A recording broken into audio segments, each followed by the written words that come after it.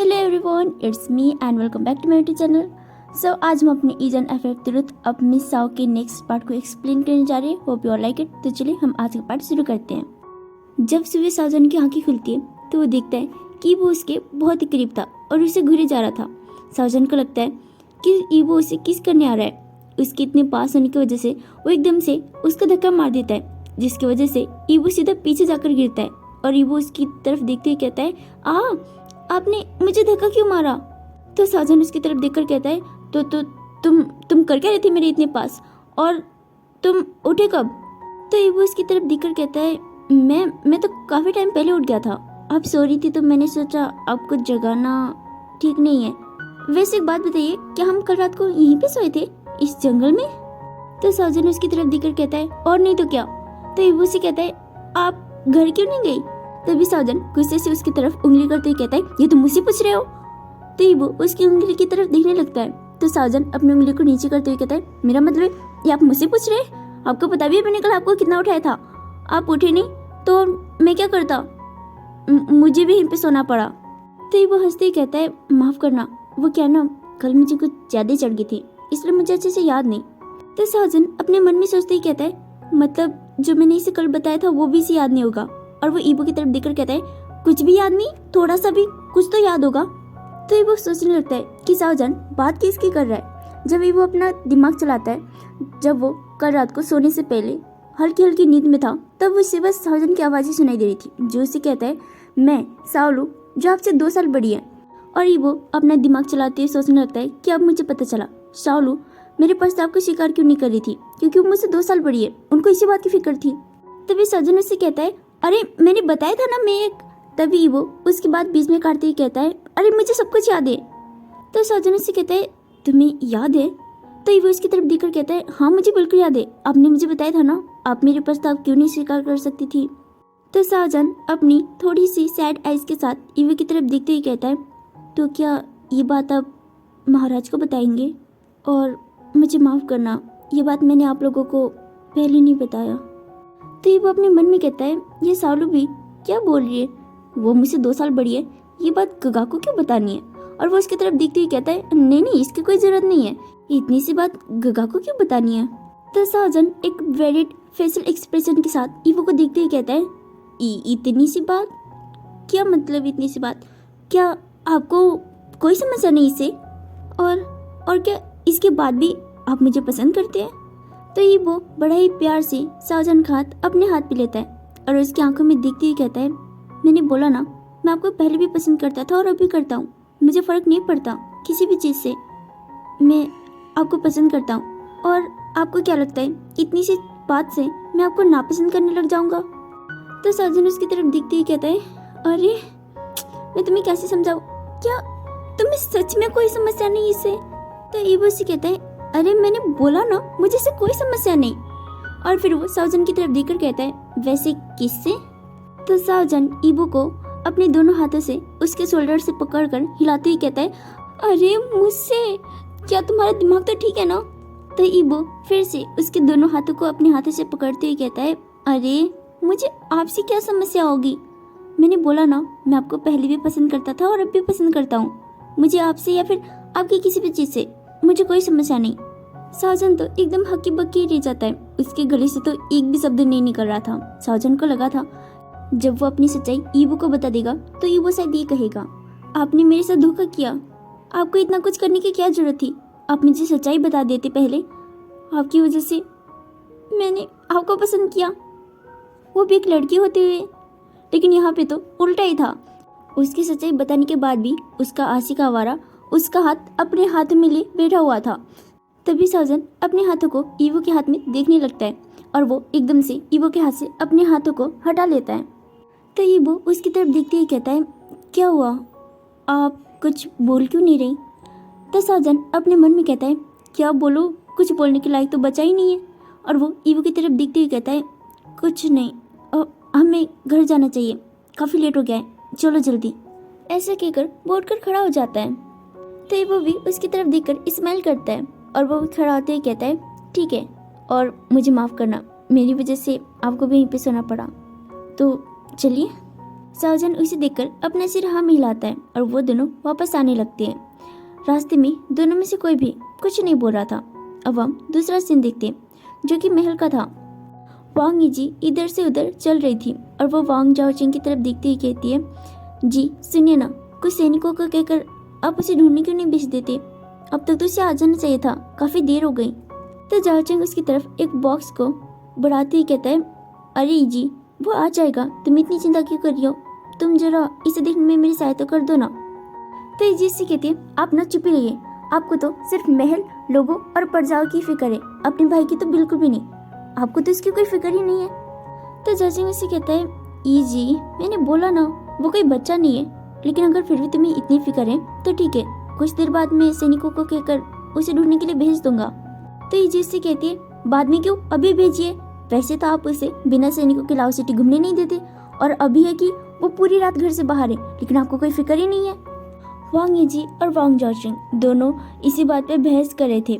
तभी दरवाजे खुलने की आवाज सुनाई देती है। जब दोनों वहाँ पे देखते हैं तो वहाँ पे ईबो खड़ा था। वो अंदर की तरफ दिखकर कहता है, क्या हुआ, आप दोनों लड़ाई क्यों कर रहे थे? तो वांग जाओचिंग उसे गुस्से में कहता है, ईबो तुम पूरी रात कहाँ पर थे? मैंने तुम्हें कल बोला था ना, लालटेन देखने के बाद लाहौर सिटी वापस आ जाना। हमने तुम्हारा कितना इंतजार किया था, तुम आए क्यों नहीं? और पूरी रात कहाँ पर थे तुम? तो ईबो उससे कहता है, गगा पहले मेरी पूरी बात तो सुनिए, उसके बाद आप चिल्लाना। तभी जाओचिंग उससे कहता है, मुझे तुम्हारी कोई सफाई नहीं चाहिए, आज के बाद खबरदार जो सैनिकों के बिना बाहर भी घूमे तो। तभी वांग यीजी कहती है, अरे बस कीजिए, वो आया नहीं कि आपने उसे डांटना शुरू कर दिया? ये नहीं पूछेंगे कि ठीक है या नहीं, पहले इसे डांटना शुरू कर देंगे, जरा इसे देखिए तो सही। तभी जाओचिंग उसे कहता है, अरे लेकिन तुम्हें भी तो इसकी फिक्र हो रही थी ना, अगर इसे डांटूंगा नहीं तो समझेगा कैसे? तभी वांग यीजी उससे कहती है, आप तो चुप ही रहिए। और ईबो के बालों में हाथ फिराते हुए कहती है, ईबो तुम्हें भूख लगी होगी ना? तो ईबो अपने सिर हाँ मिलाता है। तभी वांग यीजी से कहती है, चलो मैं तुम्हारे लिए खाना लगाती हूँ, तुम्हारे गगा तो तुम्हें डांटने के अलावा और कुछ करते ही नहीं। और वो ईबो को वहाँ से रसोई घर की तरफ लेकर चली जाती है। वांग जाओचिंग वहाँ पर खड़ा होकर खुद से कहने लगता है, मुझे तो समझ में नहीं आता, इधर से भी मैं ही सुनूं और उधर से भी। और वो अपने हाथ में पकड़े बक्से की तरफ देखकर कहता है, अब ये भी मुझे करना पड़ेगा। हम इधर सावजान के घर का सीन देखते हैं। सावजान जब अपने रूम में पहुंचता है तो देखता है कि काओ यीचन वहाँ पर बैठा हुआ है।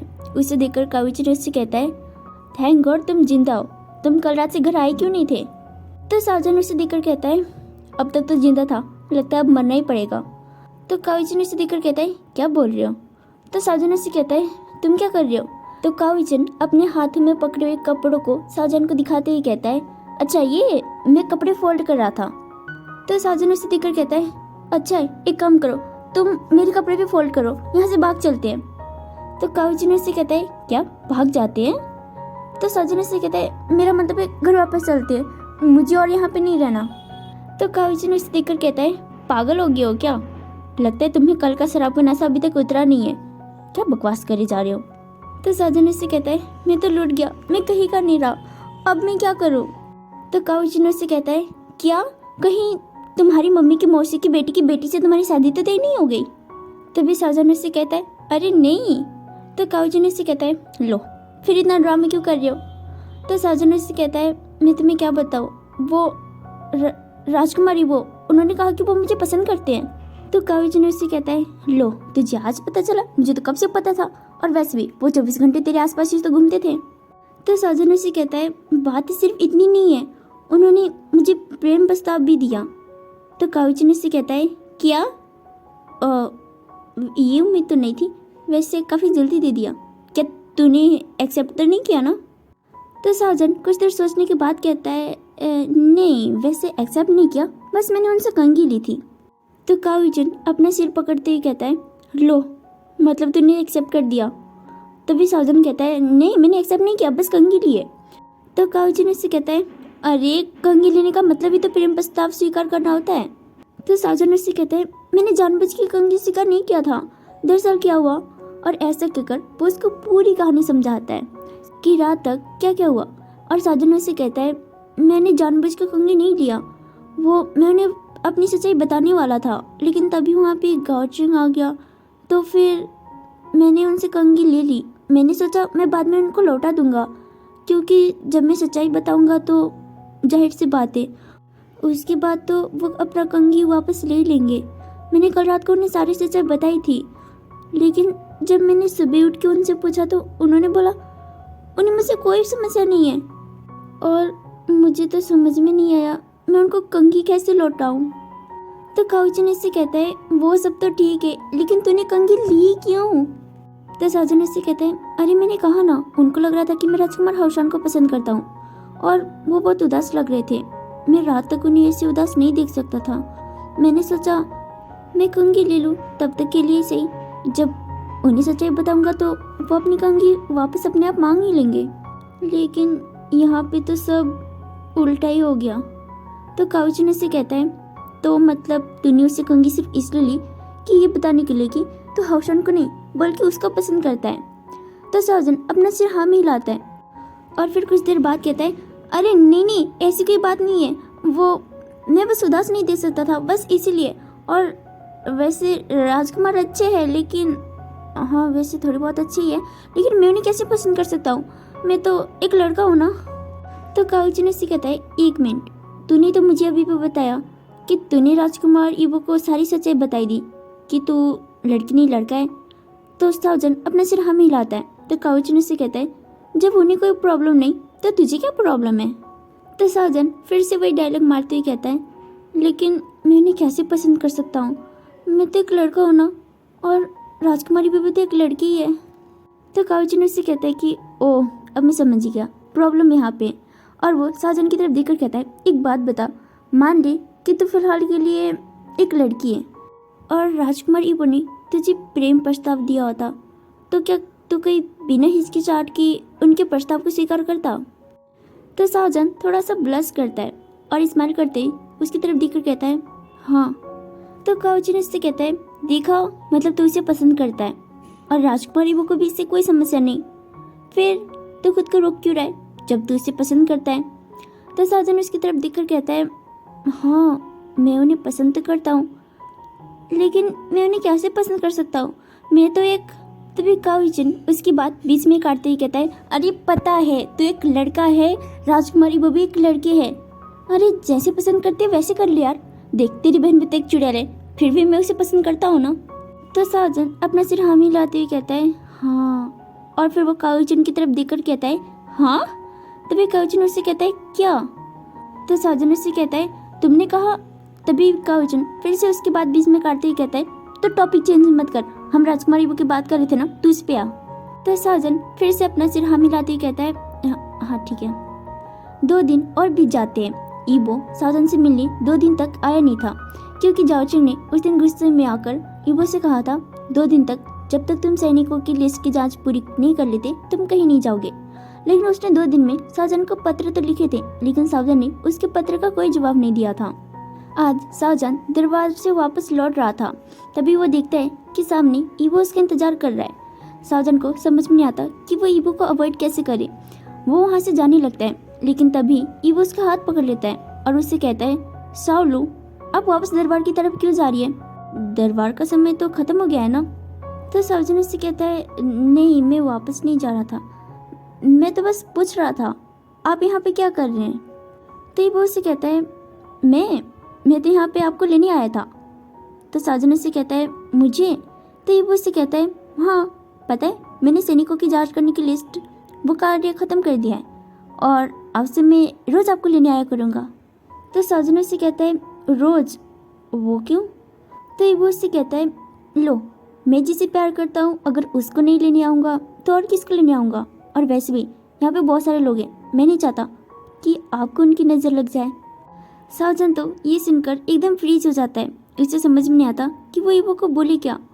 वो अपने मन में कह रहा था मैं राजकुमारी को पसंद नहीं करता, लेकिन वो जो बोल रहे हैं मुझे इतना अजीब क्यों लग रहा है, कहीं मैं सच में उन्हें पसंद तो नहीं करता ना।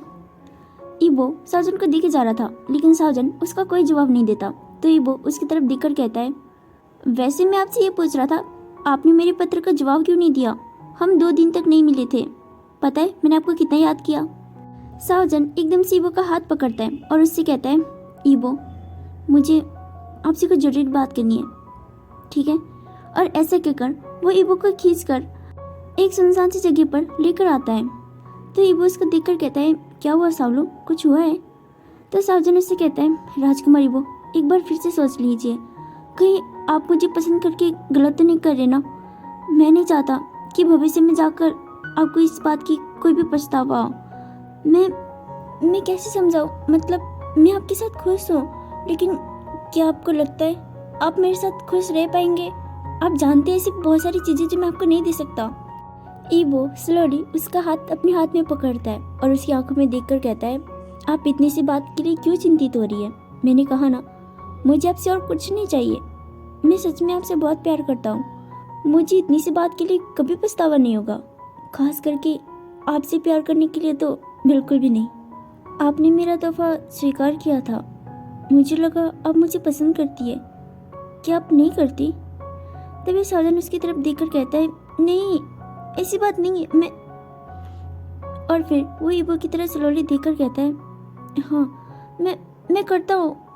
मैं बस इससे आगे साजन के पास कहने के लिए कोई शब्द ही नहीं बचा था। वो चाहता था कि वो इस बात के लिए कंफर्म हो जाए, क्या वो सच में साजन को पसंद करेगा। लेकिन ईबो के मुँह से इतनी सारी बातें सुनने के बाद साजन की आंखों में आंसू थे। हालांकि ये उसकी खुशी के आंसू थे, लेकिन उसे पता नहीं था वो अपनी खुशी को कैसे एक्सप्रेस करे। ईबो साजन को उसके हाथ से अपने करीब खींचता है और उसको कमर से पकड़कर उसे किस करने लगता है। ये एक रफ किस था, सॉफ्ट नहीं जैसे पिछली बार हो। वो स्लोली साजन को किस करते हुए अपने हाथ से उसके आंसू को पोंछने लगता है। अब साजन धीरे धीरे ईबो की किस को रिस्पॉन्स करने लगा था। ईबो साजन को तब तक किस करता है जब तक साजन ब्रेथलेस नहीं हो जाता। जब वो अलग हो जाते हैं तो साजन के लिप्स पहले से काफ़ी ज़्यादा डार्क पिंक हो गया था। उसके लिप्स स्पॉइलिंग हो गए थे और वांग ईबो के भी। ईबो उसे देखकर स्माइल करने लगता है। साजन उसके स्माइल को ऑब्जर्व कर रहा था। वो अपनी आंखों से ईबो की हर एक ब्यूटीनेस को अपनी आंखों के अंदर समा रहा था। सो गाइस, हम आज का पार्ट यहीं पे ख़त्म करते हैं। Hope you all like it. See you in the next part.